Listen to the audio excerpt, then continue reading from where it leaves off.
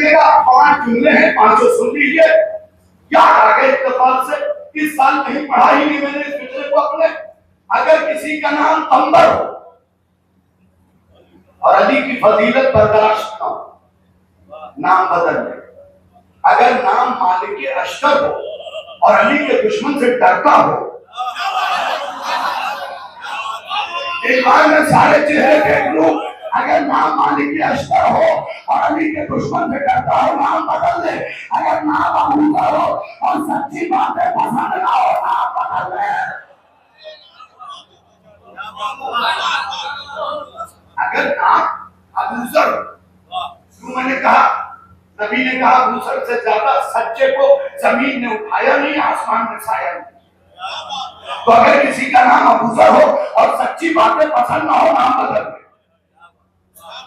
अब लफ्ज़े पैदल पे कह रहा हूं, अगर नाम कमर हो, फजीलत बर्दाश्त ना हो, नाम बदल दे। नाम मालिक अशतर हो और पढ़ के हमला ना कर सकता हो, अली की फजीलत का दिफा ना कर सकता हो, नाम बदल दे। अगर नाम अबूजर हो, सच्ची बातें ना सुन सकता हो, नाम बदल दे। और अगर बंदा अंदर से बुझते हो, नाम अब्बास हो, नाम बदल दे।